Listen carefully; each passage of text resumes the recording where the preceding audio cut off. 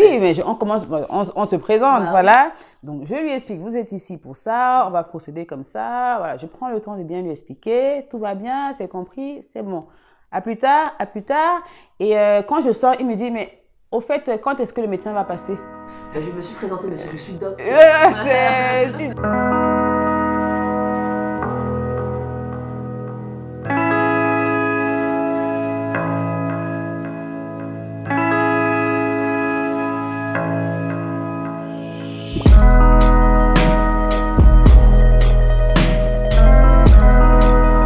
Hello la famille, Tam Tam de Liberté va à la rencontre de Dr Oriane Quinfac, médecin généraliste en région parisienne. Et donc avec elle nous avons parlé d'énormément de choses, nous avons parlé de son parcours déjà, de son enfance au Cameroun, de ses études de médecine à la fac de Lille et aujourd'hui de son quotidien en tant que médecin généraliste, en tant que maman, en tant que youtubeuse avec la chaîne À Votre Santé. Nous avons parlé également de son rapport au continent africain. Elle nous donne plein de petits outils pour ceux qui veulent se lancer dans des études de médecine, comment faire, quelle erreur ne pas faire. Et aussi, cette interview a été très forte en émotion, donc je vous invite réellement à regarder jusqu'à la fin et à nous dire ce que vous en pensez en commentaire, à liker et à partager. Cette interview vient également en binôme avec un article qui est sur tamtamdeliberté.com, donc n'hésitez pas à aller le lire également et nous dire ce que vous en pensez. Voilà, bon visionnage et à bientôt.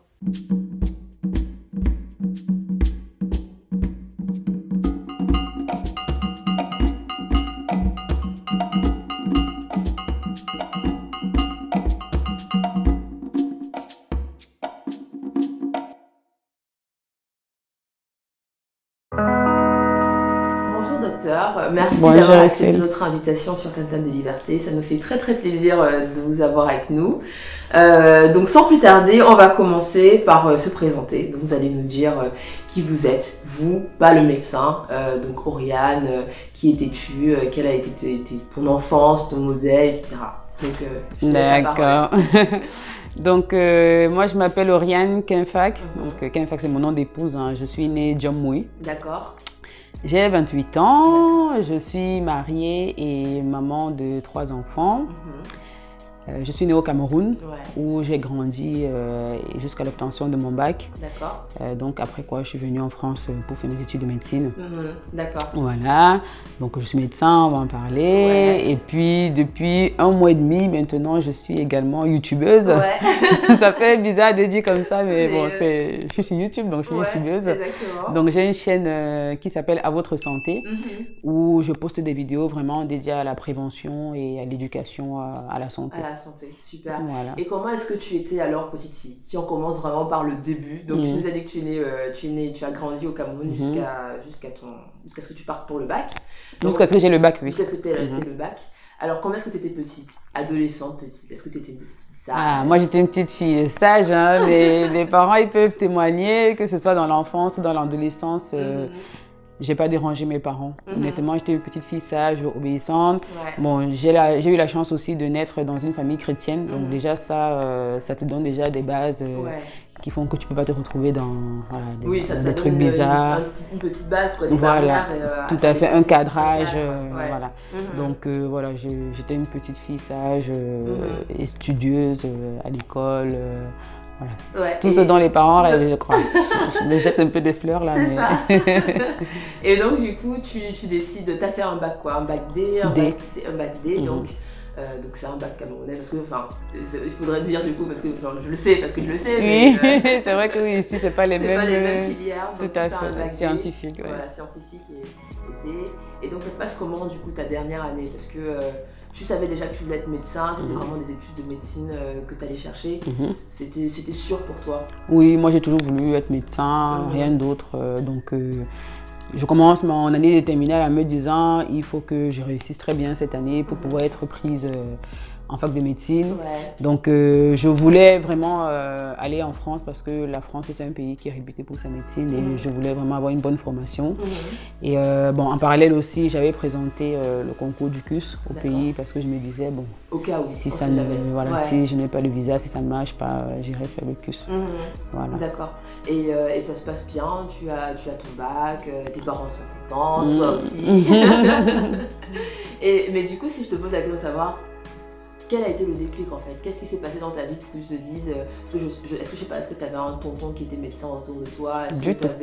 Non, il n'y a personne dans ma famille qui est médecin. La médecine, tu vois? Alors moi j'ai voulu être médecin depuis toute petite parce que j'étais malade quand j'étais petite. Ah, okay. Donc je faisais de l'asthme, ce qui fait que j'étais régulièrement chez le médecin.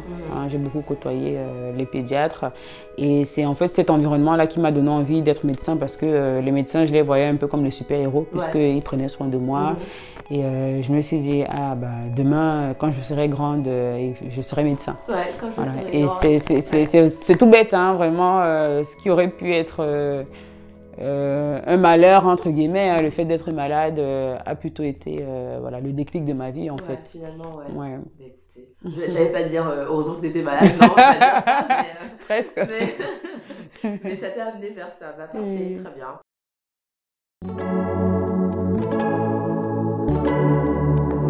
Donc maintenant, on sait d'où te vient cette passion pour la médecine, d'où te vient l'envie de faire médecin. Donc maintenant, par passion, on arrive en France, tu veux faire des études de médecine, donc tu arrives à Lille. Tout à donc fait. Comment ça se passe, tes premiers jours déjà en France, tes premiers jours à Lille? Alors, les premiers jours, j'étais contente, hein, vous savez, quand on quitte le pays pour venir en Europe, on est toujours voilà, tout content, tout excité. Et en toute honnêteté, j'ai très vite déchanté parce que c'était difficile la première année. Déjà de se retrouver toute seule, parce que moi, je n'avais pas de famille ici quand je venais, je n'avais pas d'amis, je connaissais personne. Alors, je connaissais juste un couple de papiers, de mamies qui m'ont vraiment très bien accueilli quand je suis arrivée ici. C'était des connaissances à mes parents. Donc voilà, c'était les seules personnes que je connaissais, mais sinon voilà, je connaissais personne. Et donc je me suis sentie très seule au début, surtout que moi je suis l'aînée de mes cadets, voilà. Donc j'ai laissé mes cadets au pays, sachant que le dernier était encore bébé à l'époque et voilà, je le chouchoutais vraiment. Donc de me retrouver seule sans mes proches, en fait, c'était difficile. Et non seulement ça, enfin, ajouté à cette sensation voilà, de solitude, le climat n'a pas arrangé les choses. C'est pas du tout la même chose. Parce que tu arrives en quoi là? T'arrives en quel En septembre, octobre, donc il commence à faire un peu froid, à pleuvoir et tout ça. Et après on entre dans l'hiver, là, en hiver vraiment, c'est très rude. Et puis les études, tu arrives dans un système que tu ne maîtrises pas du tout. Tu arrives dans un amphi où vous êtes 800 ou 900 personnes, je ne sais plus. Tu es là au milieu, tu ne sais pas comment les choses se passent. Le professeur, il arrive, il fait son cours, il bavade, il cherche pas à savoir si tu as compris ou pas. Tout ce que tu as fait, c'est noter. Et c'était compliqué. Moi, je me souviens de les étudiants en médecine vont s'y retrouver. Je me souviens de mes premiers cours d'anatomie. Parce qu'en même temps, le professeur, il fait son schéma. De bon dessinateur d'ailleurs, il fait son schéma. En même temps, il explique, il vous dit ici, il y a tel organe qui fait ça. Ici, il y a tel organe. Je te demande, est-ce que je prends le dessin? Est-ce que je prends ce qu'il dit? Tu es complètement perdu, quoi. Donc, pour moi qui étais plutôt bon élève, jusque-là, je me suis dit, je comprends rien, c'est dur, quoi. Donc, voilà, tous ces facteurs ont fait que, franchement, ça a été un peu compliqué. C'était compliqué la première année. C'était très compliqué. Je n'étais pas dans le bain, quoi, de ce que j'étais venue faire. Et parce que c'est ça, il faut s'adapter en fait. Quand tu arrives, il y a les études que tu es venu suivre, il y a le climat, il y a l'environnement et puis le cadre familial, comme tu dis, parce que tu sors d'un cadre familial que tu as toujours connu. Voilà, tout à fait. Ah oui, c'était difficile. C'était difficile. Bon, heureusement, quelques temps après, j'ai rencontré aussi d'autres Camerounais à la fac. Voilà, je me suis fait mon réseau. Avec qui, voilà, heureusement qu'ils étaient là vraiment pour te faire oublier un peu cette souffrance-là. Et bon, peut-être même trop parce que bon, on est entré dans la vie d'étudiante aussi, on a commencé à faire la fête et tout ça. Bon, résultat, j'ai loupé ma première année. Bon, c'est pas parce que je faisais trop la fête, mais c'est vrai que je savais pas comment étudier. J'étudiais de façon basique comme j'ai toujours étudié quand j'étais au Cameroun. Et puis ça marchait au Cameroun. Et ça, voilà, c'est ça. Donc ça marchait au Cameroun. Donc moi j'étudiais de la même façon mais ça n'a pas payé ici, quoi. La première année j'ai loupé. Justement faisant un focus un peu sur tes études parce que ça se passe comment. Donc cette première année elle est très importante, je suppose. Oui, la première, la fameuse. En fait, elle est importante surtout parce qu'à l'issue il y a le concours. Et donc c'est ce concours qui te dit si tu continues la médecine ou pas. Parce qu'en fait tout le monde est pris pour la première année. Contrairement à certains concours où tu fais le concours avant d'arriver en première année. Là, pour le coup, vous êtes pris. Nous, on était 3800 à peu près dans ma promotion. On était nombreux pour 400 places et quelques. Donc, c'est quand même un concours super sélectif. Et donc, voilà, donc on fait les cours. Et en fait, le concours se passe en 2 sessions. D'accord. Donc, tu as la première session, tu as tes résultats. Déjà, avec ça, tu sais si ça va passer ou si ça va casser. Et donc, voilà, si tu es quand même, même si tu n'es pas dans les 400 et que tu es peut-être 500, tu te dis, ah, bah, j'ai encore des chances, je vais boxer au 2e semestre, ça va peut-être passer. Voilà. Donc, c'est comme ça. Et puis, quand tu es reçu au concours, après, tu continues. Normal quoi. Ton cursus normal. Voilà, tu continues ton cursus normal. Alors si je vais terminer le cursus, donc il y a 6 années à la fac. D'accord. 6 années avec la première année. Avec la première année. 6 années avec la première année. Donc pendant la première année, donc c'est purement scolaire. À partir de la 2e année, on commence à avoir aussi des stages en milieu hospitalier. On fait un peu des 2 quoi, par période et comme ça jusqu'à la 6e année. À l'issue de la 6e année, il y a encore un autre concours, le CN, donc le concours de l'internat, qui est cette fois-ci un concours national, donc c'est vraiment toute la France. Voilà. Toutes les facultés de médecine. Voilà, c'est ça. C'est un concours, bon, alors c'est pas un concours, tu vas être reçu ou pas. Heureusement, tu as fait 6 années de médecine, tu vas être médecin. Hein?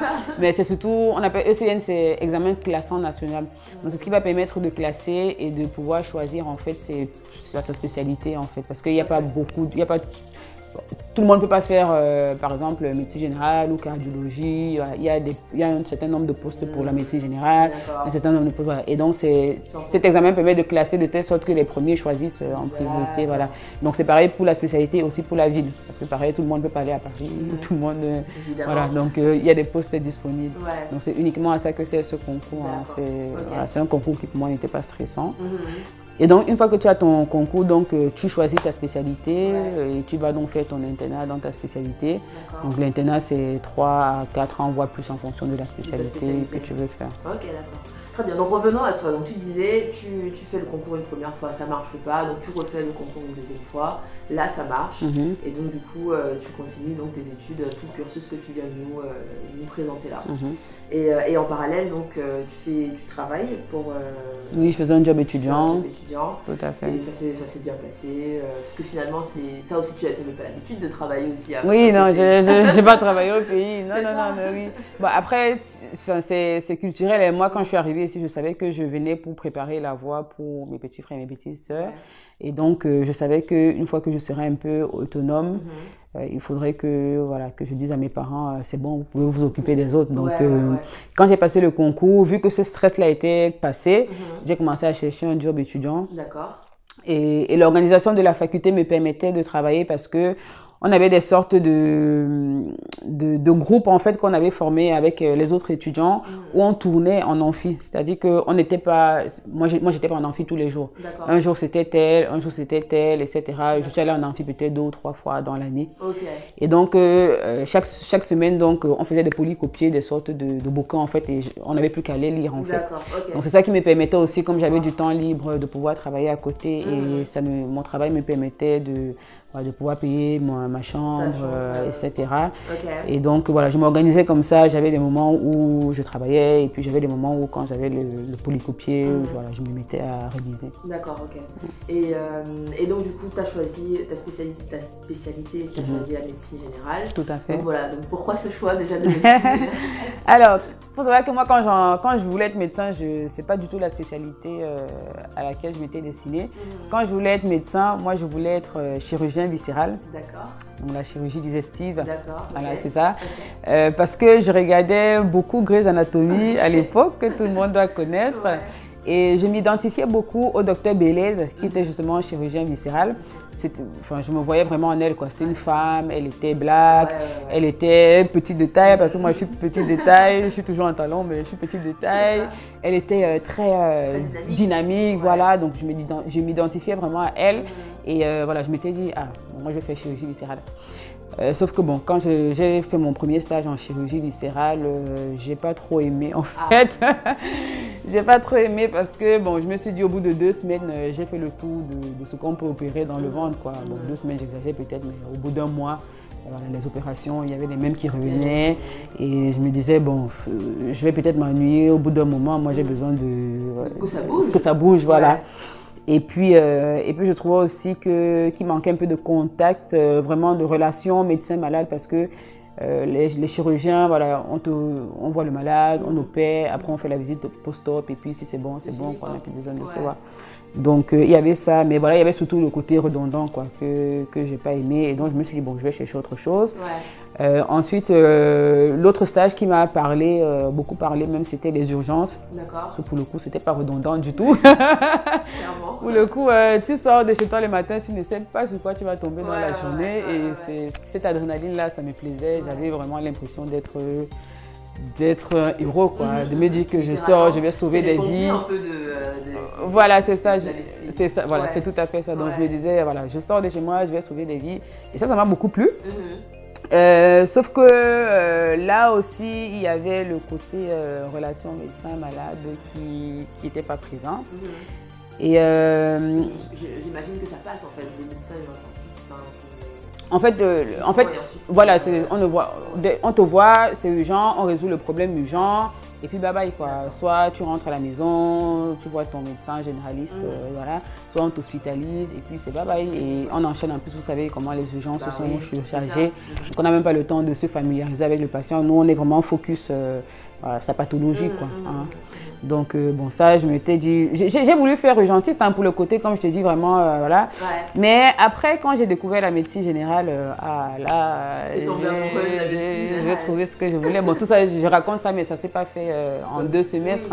Moi mon choix il s'est décidé pendant mon internat même parce que quand j'ai terminé la faculté de médecine. Je voulais faire urgentiste. D'accord. Voilà.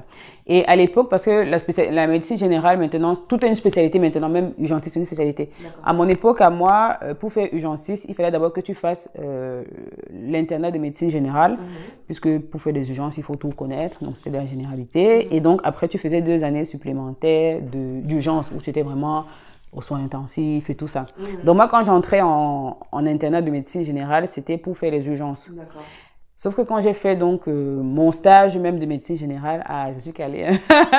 C'est ça en fait. J'ai dit non, c'est ça finalement que j'ai fait parce que tu vois de tout. Tu sais pas sur quoi tu vas tomber, c'est pareil. Et puis tu as vraiment ce côté, voilà, le médecin de famille, les patients, ils te font confiance, ils se remettent à toi. Voilà, je me souviens aussi, une fois j'étais à l'hôpital quand j'étais dans un stage hospitalier. J'avais reçu un patient que j'avais pris en charge et je lui avais dit monsieur, il faut absolument qu'on vous hospitalise en cardiologie, etc. Et il m'a dit si vous voulez m'hospitaliser, il faut que j'ai d'abord l'accord de mon médecin traitant, il faut que j'appelle mon médecin traitant pour lui demander. Et je me suis dit, mais en fait, le médecin traitant, c'est vraiment le médecin, voilà, il est au cœur de tout, on a confiance en lui. Et voilà, et c'est ça qui me plaît dans la médecine générale, quoi. Donc là, je me suis dit, les 2 années supplémentaires, là, c'est bon. Je vais économiser ça dans ma vie, ça fera 2 années de gagner dans ma vie. Je reste en médecine générale. Et puis le côté aussi libéral, le côté tu t'organises comme tu veux, tu veux travailler aujourd'hui. Tu travailles, tu vas travailler, tu travailles pas. Moi qui ai fait mes enfants entre-temps, qui était maman, je me suis dit, c'est top. Si j'ai une réunion à l'école des enfants, il suffit que je bloque le planning, je prends pas de rendez-vous. Voilà quoi, donc c'est comme ça que je me suis dit, voilà, c'est ça. Donc je me suis dit, bon, c'est bon, j'ai trouvé ma voie. Et tu ne regrettes pas aujourd'hui d'avoir choisi médecine générale? Du tout. Nickel. Et donc du coup, juste pour passer, avant qu'on passe du coup à ta vie de médecin généraliste, donc on a parlé de tes études, etc. Est-ce qu'aujourd'hui, tu aurais, avec du recul, est-ce que si voilà, quelqu'un qui te regarde voudrait avoir des astuces, des conseils pour pouvoir bien travailler en tant qu'étudiant en médecine, qu'est-ce que tu leur dirais du coup à ces personnes-là qui se poseraient ces questions? Alors, donc pour se lancer dans les études de médecine, déjà, il faut réussir le concours, c'est la bête noire. Et donc, le conseil que je peux donner par rapport à ce concours-là, c'est, alors, à la faculté de médecine, il y a des sortes de prépa, on appelle ça comme ça, prépa. En fait, c'est des conférences, en fait. Donc, c'est des trucs en plus de la fac, hein, c'est des trucs privés, il faut s'inscrire, il faut payer, etc. Mais c'est bien parce que ça permet de réviser. En fait, c'est un peu comme des cours de répétition, voilà, tout simplement. Parce que ce qu'il faut se dire, c'est que à mon époque, en tout cas, je pense que ça a changé parce que j'ai ma petite sœur qui est en fac de médecine aussi et elle me dit souvent qu'ils ont des séances de révision. Mais moi, à mon époque, quand on entrait à la fac de médecine, donc il y a la rentrée, il y a les mois de cours, après on se voit seulement à l'examen. On ne cherche pas à savoir si tu as compris, si tu révises, il n'y a pas d'exercice.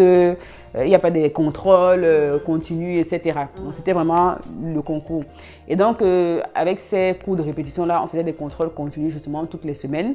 Donc, on traitait des épreuves, on corrigeait. Et surtout, ce qui était bien, c'est qu'on faisait un classement. Donc, déjà, de tous les étudiants qui s'étaient inscrits à la prépa, déjà, à la fin d'une épreuve, on faisait un classement. Donc, tu voyais déjà à quel niveau tu te situais par rapport à ce petit groupe-là. Donc, si on était par exemple 500 et que tu vois que tu es 500, tu sais que sur 3000, voilà, tu sais que sur 3000 déjà, donc ça te permet de... Ça te mettait déjà dans le sens de la compétition, du concours, et tu te disais, bon, la semaine prochaine, il faut que je sois plus haut, et ça te booste comme ça. Et moi, c'est ça qui m'a aidé. Hein. Si je n'avais pas fait ça, j'aurais jamais eu le concours. Bosser tout seul, c'est compliqué, surtout quand on vient de l'étranger. C'est un système qu'on ne maîtrise pas. Peut-être que les Français, bon, ils sont un peu préparés à ça, mais nous, quand on vient de l'étranger, on ne connaît pas. Donc moi, je conseille vraiment de s'inscrire à ces prépas. Ça coûte de l'argent, mais ça vaut le coup. Quoi. Ouais, parce que c'est un vrai concours, quoi. C'est une vraie compétition, en fait. Ah, c'est la compétition. Et la compétition, elle commence même en amphi, hein, parce qu'il y a les redoublants là, qui font du désordre en amphi pour que les primants... C'est pas vrai. Ah oui, oui. Ah, c'est vrai, ça. Dans un film, je sais plus lequel c'était. Donc c'est vrai. Ah si, c'est vrai. Même pour prendre les cours, c'est compliqué. Les redoublants, ils font la misère aux jeunes. Hein. Parce que tu ne peux pas passer le concours un certain nombre de fois, tu étais limité par le nombre de fois. Oui, c'est 2 fois hein, de mémoire. Hein, ouais. Je crois que c'est 2 fois. Du coup, je sais pas si ça a changé. Il faut s'accrocher en fait, même déjà dès l'amphi, quoi. Oui, voilà. Et puis, il faut avoir un bon mental. Il faut avoir un bon mental. Et puis, il faut travailler. Vraiment, c'est une année où tu n'as pas de vie, clairement, on peut le dire. Hein. Tu bosses. Bah, voilà. En même temps, tu veux devenir médecin, c'est quand même un métier qui demande quand même beaucoup de choses, hein, donc c'est sûr. Donc, ok, super. Voilà. Très bien. Donc aujourd'hui, tu es médecin généraliste. Qu'est-ce que ça signifie pour toi au quotidien? Donc effectivement, tu es médecin, puis maintenant tu es youtubeuse aussi, tu es maman, comme tu me disais. Donc voilà, qu'est-ce que ça veut dire quoi dans ton quotidien de médecin généraliste? Comment ça se passe? Si on commence déjà par ça. Alors, donc le médecin généraliste, c'est vraiment le médecin de premier recours. Hein. C'est-à-dire quelqu'un, il ne va pas bien, il a un problème, quel qu'il soit, il va aller voir son médecin généraliste. Il a mal à la tête, il a mal au cœur, il a mal au ventre, il déprime, vraiment, on est généraliste, on fait tout.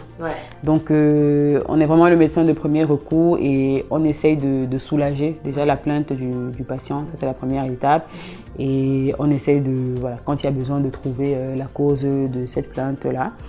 Et voilà, donc moi, au quotidien, j'enchaîne les consultations, hein, ces consultations du matin au soir. Je reçois ce rendez-vous. D'accord. Donc ça me permet d'avoir mon planning donc parce que tu n'es pas en hôpital, tu as ton propre cabinet. Je suis dans mon propre cabinet. Je ne travaille pas seul, on est 3 médecins, on est 3 collaborateurs. D'accord. Mais voilà, chacun a son planning, chacun gère sa vie. et donc voilà, donc j'enchaîne les consultations, ce rendez-vous, et puis je prends aussi les urgences. Il y a des gens qui appellent quand il n'y a plus de rendez-vous et qu'il y a vraiment une urgence, l'enfant qui chauffe, je me suis bloqué du dos. Voilà, j'accepte, je rajoute toujours sur ma pause ou un peu après le soir. Parfois, j'ai des visites aussi à domicile. Je rends visite aussi. J'ai des patients qui sont handicapés ou des patients âgés qui sont grabataires que je vois à domicile. Voilà, journée bien chargée. Ouais, tu as ta petite mallette noire quand tu vas à domicile. Moi, elle n'est pas noire, là. Ma mallette, elle est bleu marine. Mais voilà, j'ai ma petite mallette. Mais finalement, être médecin, c'est être vraiment dans le soin, quoi. C'est vraiment être caring, vraiment, c'est-à-dire... il faut déjà avoir de la patience, déjà d'écouter les histoires quand oui, c'est vrai. Si tu tombes sur quelqu'un qui est un peu pipelette, c'est bon quoi. Et il y en a. C'est vrai qu'il y a des gens, ils viennent et ils te posent ton problème, c'est bon. Mais il y en a pour te dire pourquoi elle est venue, il va d'abord commencer à te raconter tout ce qui s'est passé il y a 5 ans. Et bon, tu ne veux pas le couper, tu ne veux pas le dire, il va à l'essentiel parce qu'il va se sentir un peu bloqué. Voilà. Et donc, bon, tu prends patience et tu l'écoutes et après tu fais ta synthèse dans ta tête. Quand tu dis, bon, en fait, tu es venu pour ça, quoi. On aurait fini depuis. Mais non, tu prends patience et après, après quand ça dure trop, j'essaie de raccourcir. Voilà, tout à fait. J'essaie d'orienter un peu en posant des questions, etc.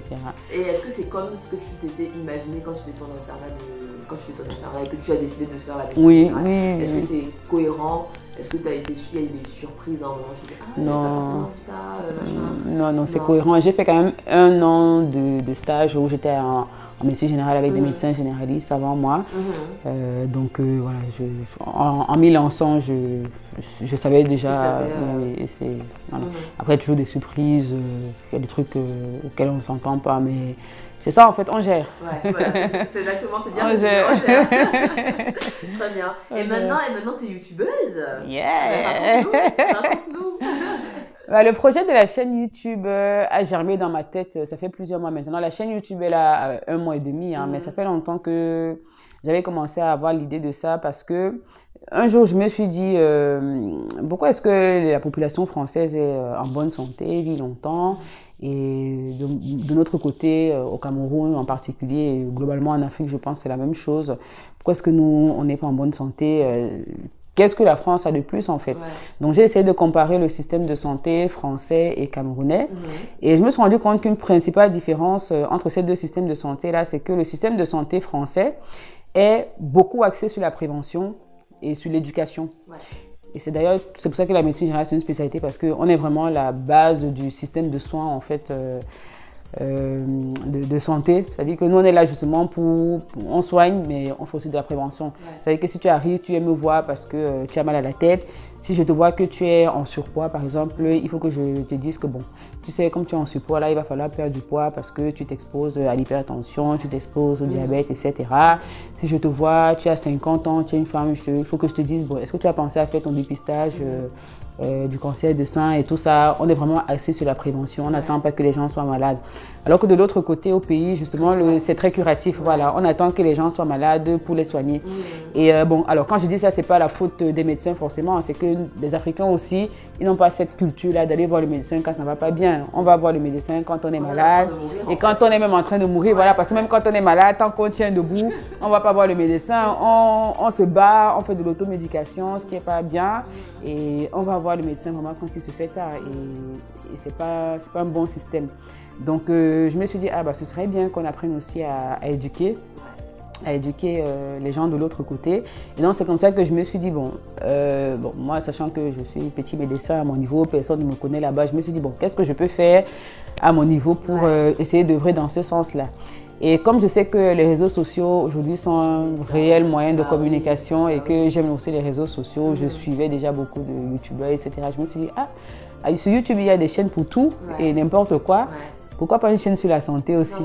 Donc c'est comme ça que l'idée germe il y a quelques mois. Alors après, l'idée est restée en stand-by parce que je me disais au niveau de la faisabilité, ça allait être compliqué parce que je ne suis pas youtubeuse à la base, je ne connais pas faire un montage vidéo, je ne m'y connais pas.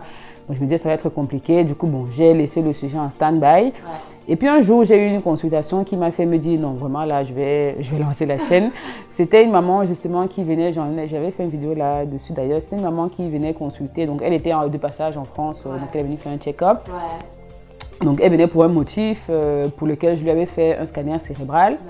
Et sur le scanner cérébral, je tombe sur des séquelles d'AVC, ce que je ne cherchais pas du tout. Et je lui dis, mais parce que quand je la vois pour la première fois, donc je lui demande ses antécédents et elle n'avait aucun problème de santé. Donc elle ne m'avait pas dit en l'occurrence qu'elle avait fait un AVC. Ça, c'est le genre d'antécédents qu'on n'oublie pas de dire aux médecins. Et donc je lui pose la question, mais maman, vous m'avez dit que vous n'avez pas d'antécédents, vous avez fait un AVC, comment vous ne me signalez pas ça? Elle me dit, ma fille, je n'ai jamais fait d'AVC. Je lui dis, ah bon, vous n'êtes jamais resté comme ça et vous avez eu tel symptôme ou tel symptôme ou tel symptôme? Elle me dit, ah si, oui, ça j'ai eu ça. Mais ça avait duré quelques minutes et après c'est passé tout seul. Donc en fait elle avait fait un AVC qu'on dit transitoire, donc ça peut arriver des AVC qui durent quelques secondes. Mais c'est quand même des AVC et ça nécessite qu'on prenne en charge pour éviter notamment de faire un AVC constitué la prochaine fois. Et donc je me suis dit, mais en fait c'était des symptômes basiques. Je me suis dit, il y a des choses qui paraissent évidentes, mais qui ne sont pas pour tout le monde. Parce qu'en plus, ça s'était passé, elle était au restaurant, donc elle était avec d'autres membres de sa famille. Et les symptômes n'ont inquiété personne. Je me suis dit, mais attends, quand même, l'AVC, c'est quand même the urgence vitale. C'est la base, quoi. Et même ça, les gens ne connaissent pas Et c'est comme ça qu'on se retrouve avec des morts bêtes, mais des morts gratuites de l'autre côté. Parce que là, on parle même de l'AVC, c'est quelque chose de grave. Il y a des maladies bêtes, bénignes, pour lesquelles les gens décèdent juste parce qu'ils ne connaissent pas. Voilà. Et donc, je me suis dit, alors là, on va éduquer les gens, on va faire de la prévention. Et je me suis dit, voilà. Je vais me lancer, je ne connais pas, je vais m'auto-former, voilà, et c'est comme ça que je commence à regarder des vidéos sur YouTube, voilà, comment se lancer sur une chaîne, comment faire les montages vidéo, je commence à m'auto-former, voilà, et je lance la chaîne. C'est très noble, mais c'est vrai, ce que tu dis là, c'est un vrai besoin, hein. Enfin, c'est-à-dire, comme tu dis, elle a eu les symptômes, personne n'a compris déjà que c'était ça, personne n'est éduqué pour ça, en fait. Donc finalement, elle aurait pu tomber... On aurait dit qu'elle est morte de courte maladie. Voilà. Ça, c'est un truc qui m'énerve. Voilà. Tu as quelqu'un qui décède au pays. Il est décédé de quoi? Courte maladie. C'est quelle maladie, ça, courte maladie? Ça, c'est le... Franchement, sur 10 personnes qui décèdent au pays, on n'est pas capable de te donner 2 motifs clairs. C'est voilà, courte maladie. Mais en tout cas, c'est vraiment fantastique le travail que tu fais. J'espère que du coup, ça arrive, enfin, du coup, ta chaîne. Ah oui, oui, franchement, je suis... Moi, j'ai eu des bons retours. J'ai mon papa qui récemment m'a envoyé un message, une discussion qu'il avait avec un de ses amis. Et son ami lui disait... il demandait à son ami s'il pouvait se voir. Il disait qu'il était en train de se faire du sport. Et que depuis qu'il a commencé à regarder ma chaîne, parce que j'avais fait une vidéo aussi sur l'importance, et il disait que depuis qu'il a commencé à faire du sport, depuis qu'il a commencé à regarder mes vidéos, qui fait 30 minutes de sport tous les jours. Et je me suis, quand j'ai vu ça, je me suis dit, j'ai les larmes aux yeux. Je me suis dit, c'est bien, si mes vidéos peuvent toucher même une seule personne, c'est une vie de gagner. Voilà, c'est une vie de gagner. Non, mais c'est vrai. Et mais du coup, tu dois faire la fierté de tes parents, là. Ah, bah, j'espère. La fierté de tes parents, femme médecin, premier enfant, ils doivent se bomber le torse, quoi. Non, c'est vraiment bien. C'est vraiment super. C'est vraiment bien. Oh, mais ne sois pas émue. C'est une bonne chose. Franchement, c'est un travail formidable. Et donc, franchement, merci de faire ça pour nos papas, pour nos mamans. Même pas forcément pour des personnes âgées, même pour les personnes jeunes aussi. C'est pour tout le monde. Oui, mais ça concerne tout le monde. Non, mais fantastique. Et donc, du coup, une de tes casquettes qui n'est pas la moindre, c'est le fait que tu sois maman en même temps de tout ça. C'est la première casquette même. C'est la première casquette même avant toutes les autres. Comment est-ce que tu arrives à gérer, du coup, gérer tout ça?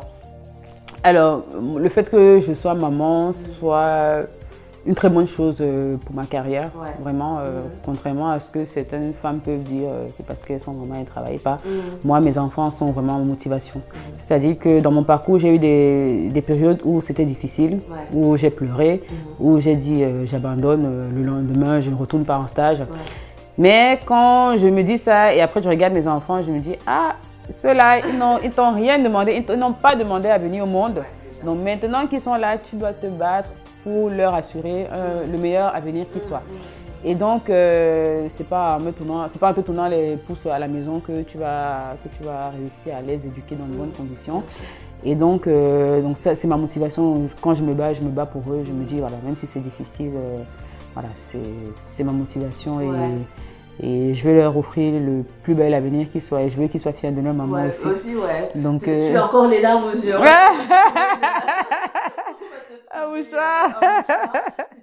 Maman fait tout pour vous, les amis. J'espère que vous êtes bien conscients de cela. Peut-être pas, hein, c'est des enfants. Oui, ils sont tout petits encore. Ils sont tout petits en plus. Mais non, c'est fantastique, c'est vraiment bien. Et mais du coup, si on parle de tout ça, on a vu énormément de bonnes choses qui se sont arrivées, tes études, ta vie aujourd'hui, tes enfants.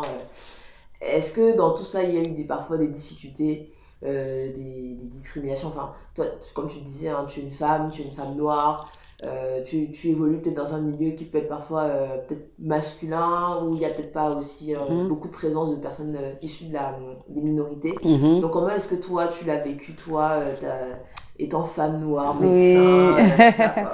Dis-nous. Alors, déjà, femme, oui, les discriminations, ça existe. Hein. Moi, quand j'ai commencé, j'avais l'impression que les femmes n'avaient pas le droit d'être médecins. Parce que, alors c'était plutôt de la part des patients. Hein. Je me souviens toujours, je crois que j'avais déjà rencontré. Oui, les patients, quand ils te voient, tu es l'infirmière, quoi, ou tu es l'aide-soignante. Je me souviens, j'ai un patient que j'avais vu une fois. Donc, c'est un patient qui était arrivé dans le service. Il avait été accueilli par mon infirmier. Mon infirmier l'avait installé. L'infirmier lui a dit, bon, installez-vous, le médecin va passer. Donc, quelques minutes plus tard, j'arrive, je me présente.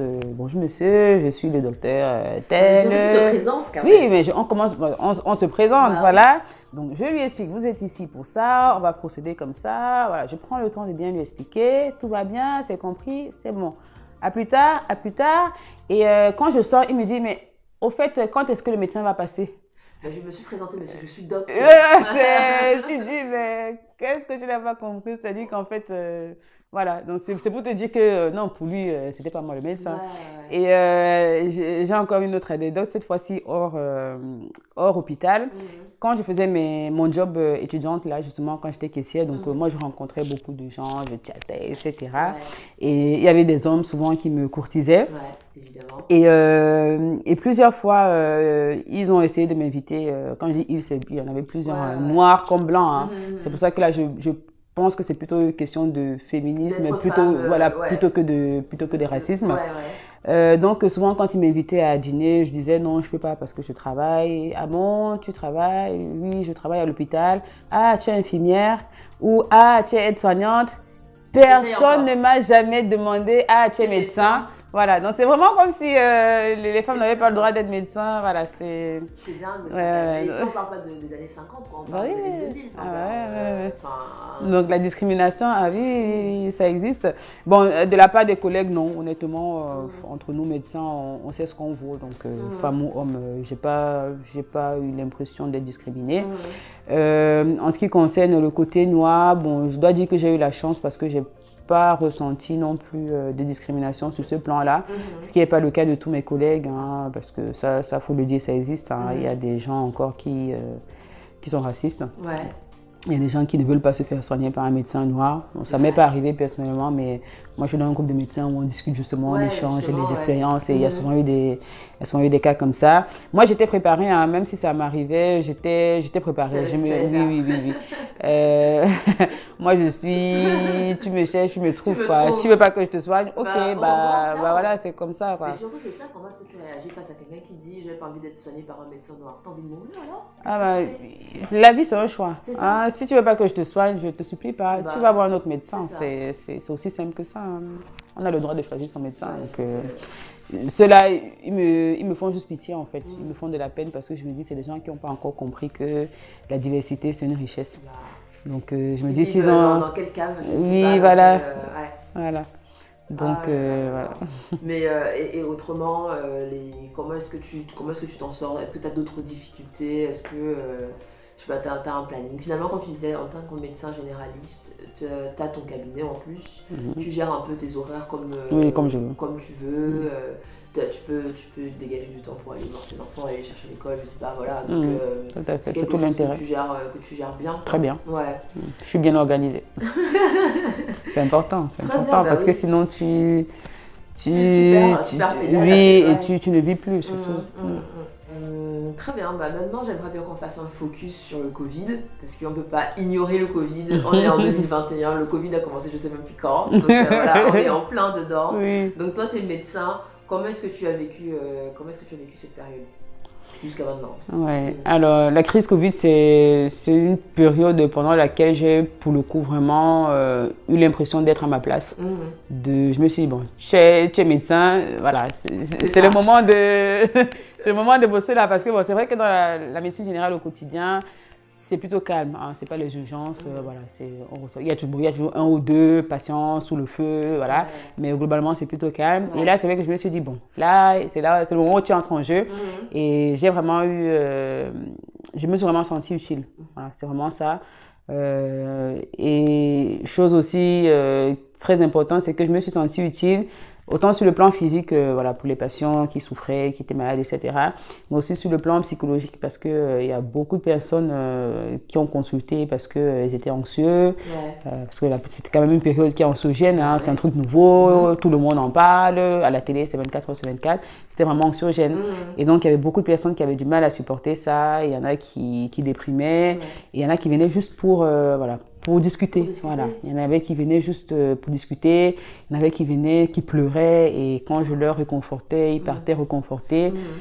Je me suis vraiment sentie utile. Voilà. C'est vrai parce que ça a été un autre changement, quoi. Et puis, comme on disait, avec le confinement et tout, si tu te retrouves confiné dans 3 mètres carrés, enfin j'exagère, mais tout seul, sans aucun contact physique. C'est pas facile, c'est pas évident, pour personne, hein. Surtout quand ça persiste. Encore 1-2 semaines, on comprend, mais 1 an, c'est... Bah oui.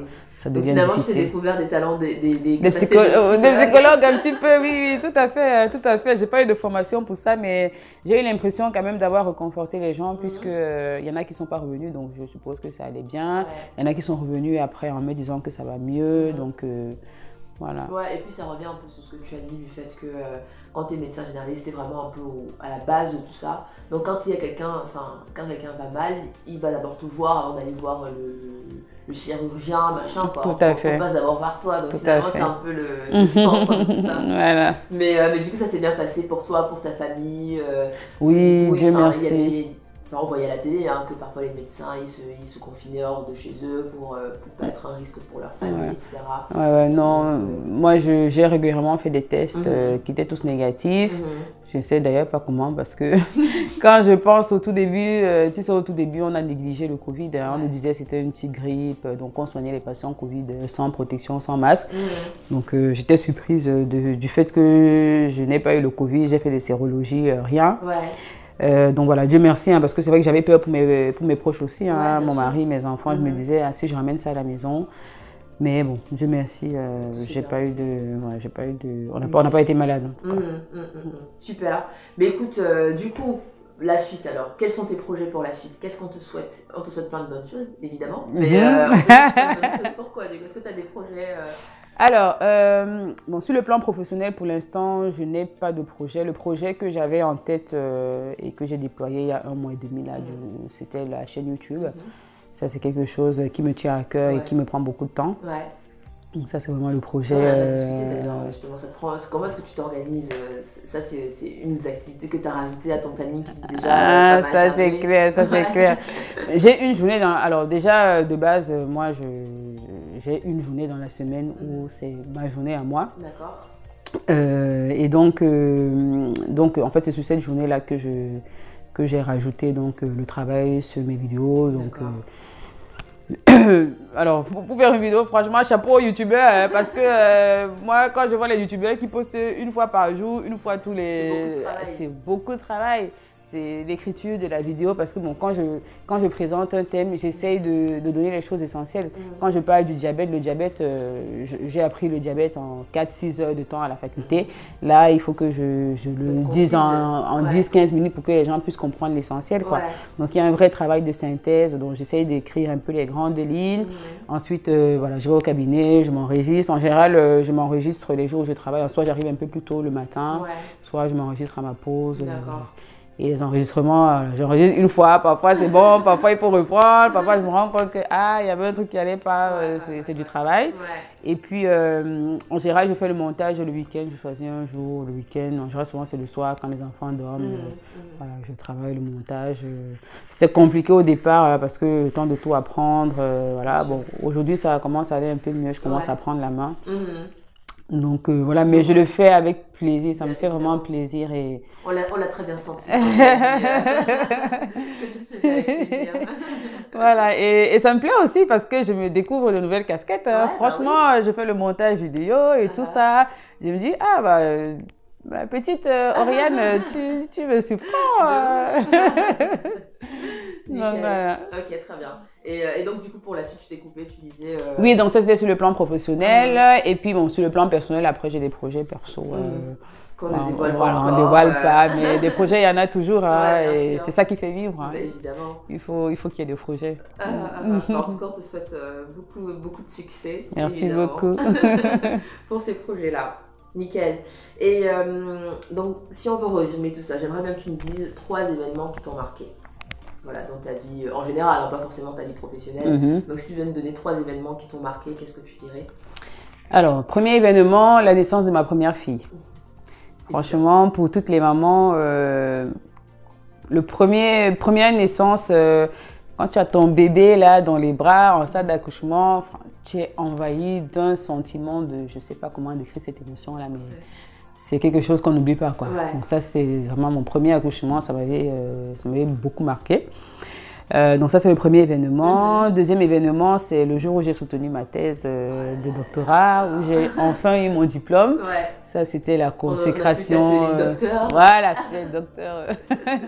Ça, c'était la consécration, hein, le résultat de plusieurs années de sacrifices, de pleurs, voilà, de remise en question, de travail, de coucher à 5 h du matin. Tout à fait. Ça c'est un jour que je ne vais jamais oublier.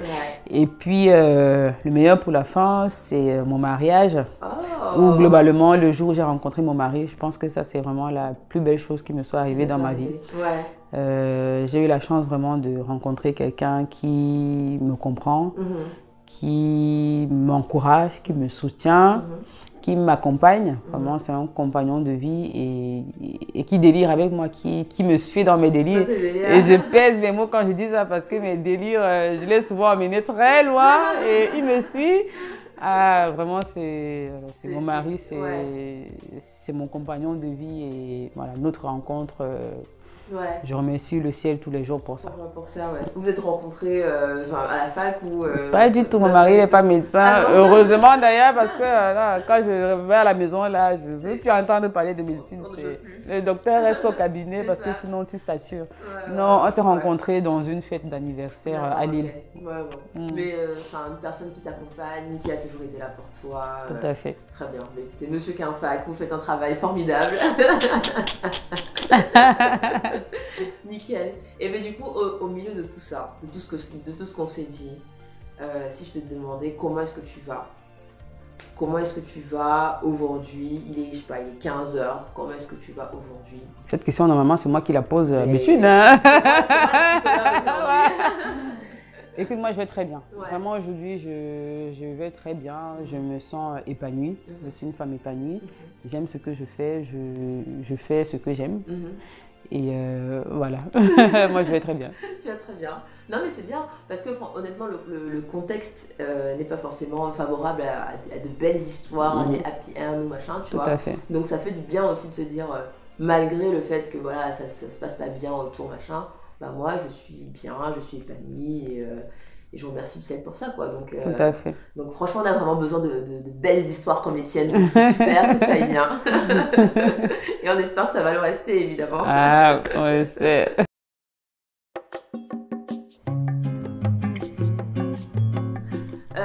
Donc très bien. Donc maintenant, j'aimerais bien qu'on parle de l'Afrique. C'est la meilleure partie.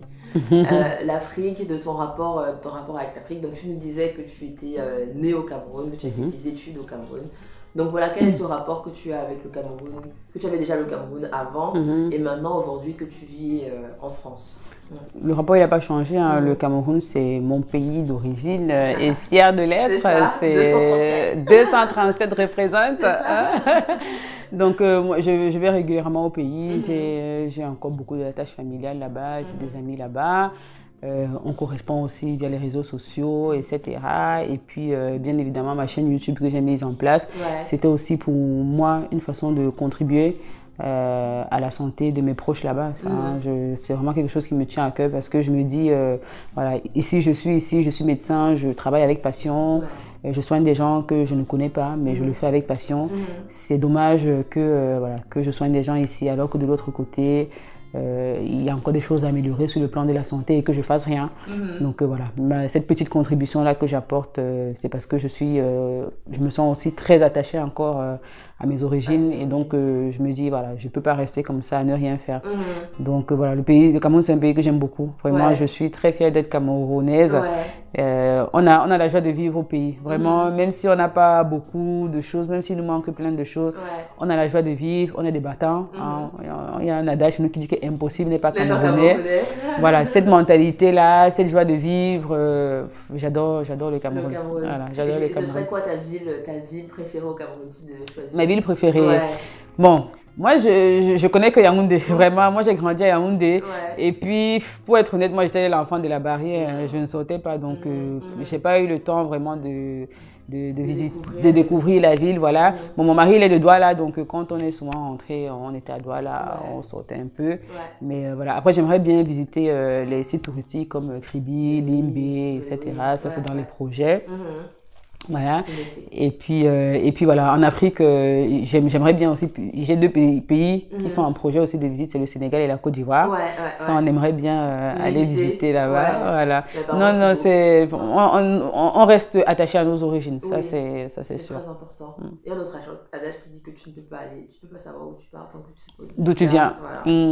Donc c'est peut-être pas exactement comme ça que c'est dit, on a compris l'esprit. On a compris l'esprit de l'adage. Et du coup, en France, parce que du coup, tu arrives pour tes études, comment est-ce que tu vis ton africanité, si je peux dire ça, comment est-ce que tu la vis en France? Alors, très bien. Hein. Moi, comme je t'ai dit, j'ai pas, même si j'étais préparée à ce qu'il peut y avoir du racisme, etc., j'ai pas été victime de racisme. Et bon, après, je me suis aussi attachée au groupe, à la communauté. Hein. J'ai rencontré des Camerounais, forcément, ça match facilement. Donc, on a évolué ensemble, en groupe. Et voilà, mon africanité, ça se dit ça? Moi, je suis fière. En fait, je suis fière justement de cette mixité-là parce qu'aujourd'hui, en fait, j'estime que j'ai un peu deux cultures. J'ai la culture de l'Afrique et la culture d'ici. Et c'est vraiment une richesse parce que j'arrive à prendre le bon de chaque culture, en fait. Donc, c'est une richesse, cette mixité, en fait. Mixité. Parfait.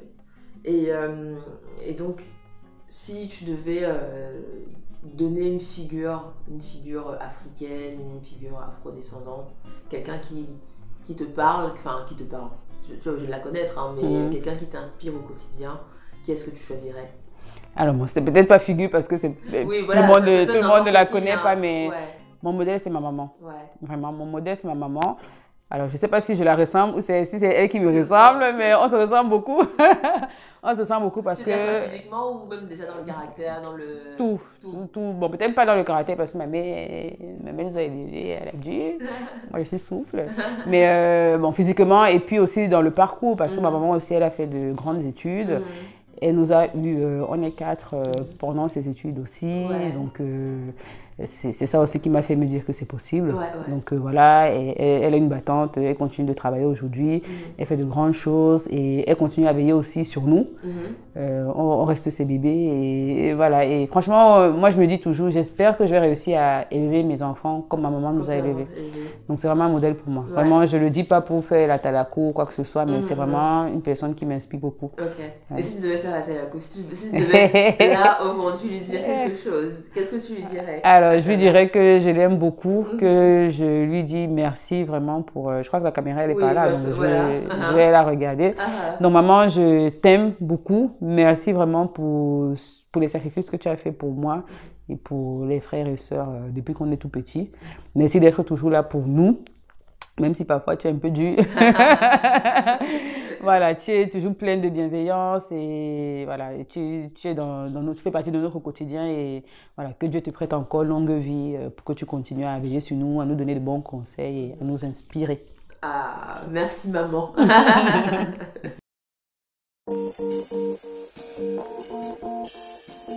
On arrive à la fin de notre échange qui a été plein d'émotions. Et donc pour conclure là, je vais te poser quelques petites questions. Donc la première, c'est si tu avais un message à donner à une petite fille, une jeune adolescente qui veut se lancer dans des études de médecine par exemple, qu'est-ce que tu lui dirais toi aujourd'hui? Je dirais déjà que c'est un beau projet. Parce que la médecine, c'est un très beau métier vraiment. Et c'est un métier autant utile qu'enrichissant. Utile parce que, bon, tous les métiers sont utiles, hein, mais c'est vrai que là, l'utilité, vraiment, elle est palpable parce que la santé, c'est ce que les gens ont de plus cher. Et les gens sont vraiment contents et ils te le rendent bien. Moi, j'ai souvent des patients qui viennent me voir et qui commencent la consultation en disant « Docteur, je voulais d'abord vous dire merci pour la dernière fois parce que ça m'avait fait du bien de vous voir où votre traitement avait vraiment marché. » Parlant d'une consultation qui a eu lieu peut-être il y a 6 mois, que moi j'ai oublié, tellement je consulte dans la journée, mais la personne, elle s'en souvient encore, donc c'est gratifiant. Donc vraiment, c'est un métier qui est utile et aussi enrichissant parce qu'on apprend aussi des patients. Moi, dans la médecine générale, en tout cas, vraiment, moi j'aime la chat. Hein. Je discute avec les patients, ils m'apprennent un peu de leur métier parfois. Voilà, c'est un métier vraiment qui est enrichissant. Et enrichissant aussi sur le point de vue personnel parce que depuis que moi je fais ce métier, ma vision des choses a vraiment changé parce que je vois vraiment de tout. Et parfois, tu te plains, tu te dis, voilà, je suis triste, ma vie, ça ne va pas. Et quand tu regardes les problèmes des autres, tu vois ce par quoi ils passent sur le plan de leur santé. Tu te dis, ma chérie, tu n'as pas de problème. Donc, ça te fait vraiment relativiser. Et je trouve que ça, c'est quelque chose qui est aussi important dans la vie de chacun, d'apprendre à relativiser, de se dire, voilà, c'est difficile, etc., mais ce n'est pas la fin du monde. Voilà. Donc, c'est vraiment un métier qui est très enrichissant. Donc, déjà, c'est un bon choix. Et puis, deuxièmement, je dirais, moi, j'aime bien la notion de mindset. Ça revient souvent. Le mindset, c'est vraiment avoir confiance en soi, être déterminé et être endurant à l'épreuve. Parce que pour être médecin, c'est pas un long fleuve tranquille, il faut qu'on se dise les choses. Voilà, il y a des obstacles, mais il ne faut pas perdre de vue l'objectif. Il faut se donner les moyens. Donc pour y arriver, il faut être voilà, endurant. Il faut être endurant. Et voilà, si j'y suis arrivée, ma chère petite, tu vas le faire aussi. Je ne suis pas la seule, il y a beaucoup de femmes médecins. Donc, il n'y a pas de raison que tu n'y arrives pas. Donc voilà, sois motivée, sois déterminée et je te souhaite beaucoup de succès. Ah, c'est super, c'est génial. Et si tu veux donner un message aussi de manière plus générale aux jeunes générations, pardon, je ne sais pas, qu'est-ce que ce serait comme message? Alors, je dirais, c'est pareil, hein, je dirais que vraiment dans la vie, on a beaucoup de choses positives, on a beaucoup d'opportunités, on a aussi des obstacles. Il faut garder le positif. Hein. Les obstacles, ça fait partie du game, on les traverse et parfois ça donne même encore plus de saveur aux réussites. Donc voilà, il faut garder le positif, il faut aimer le travail parce que malheureusement les jeunes, beaucoup aiment la facilité. Rien dans la vie, rien de bon ne s'acquiert dans la facilité. Vraiment, quand on voit des gens qui ont réussi, aujourd'hui je parle devant vous, je suis toute souriante, toute gaie et tout ça, mais je peux vous dire que j'ai eu des nuits où je pleurais. Donc quand on voit des gens qui ont réussi, on se dit ils se sont levés le matin et voilà, c'était facile pour eux, mais non. Toute bonne chose s'acquiert par le biais du travail, donc il faut aimer travailler, il faut, voilà. Donc vraiment ce message de travail et de positivité, faut être positif. Ok. Et si je dis trois mots comme ça qui te résument, tu dirais quoi? 3 mots qui me résument. Ouais, mots, adjectifs, tout. Alors, détermination, parce que je suis quelqu'une de déterminée. Si je dis que je vais faire, je vais faire. Joie, parce que je suis quelqu'une de joyeuse et j'invite tout le monde à être joyeux parce que voilà. C'est plus facile. La vie, oui, voilà, c'est et puis c'est dommage d'être triste, de ne pas profiter de la vie, quels que soient les problèmes. Une fois de plus, moi je côtoie les problèmes des gens, les gens côtoient la mort, etc. Et je me dis, voilà, il faut profiter de la vie. Donc voilà, il faut être joyeux, il faut être vivant. Donc joie, c'est le deuxième mot. Et le troisième mot, je dirais famille. Parce que moi, je suis quelqu'un de très famille. Et la famille, c'est vraiment le pilier dans la vie de quelqu'un. On est malheureusement dans un monde où les gens sont méchants. Il y a des faux amis, il y a des, voilà. Et vraiment, ta famille proche, c'est vraiment celle qui sera toujours là pour toi, qui va t'encourager, qui a confiance en toi. Et voilà, donc accroche-toi sur ces gens-là en fait. Bah oui, le cercle restreint voilà. qui fait ta force. C'est ça, tout à fait. Ça. Donc pour finir, si tu devais récapituler, ça ne veut rien dire. Si tu devais récapituler les différents outils que tu as un peu donnés pendant l'interview, tu sais, pendant ta période d'études, maintenant, etc. Voilà, qu'est-ce que tu dirais? Alors donc déjà, chose importante, parce que moi mon but c'est que voilà, que les gens réussissent, ceux qui veulent se lancer dans la médecine réussissent, réussissent dans le concours. Donc comme j'ai dit, je conseille vraiment l'inscription au prépa. Hein, vraiment ça coûte cher mais ça vaut le coup. Hein. Donc vraiment gardez ça en tête et puis soyez disciplinés. Hein. Les études de médecine nécessitent de la discipline.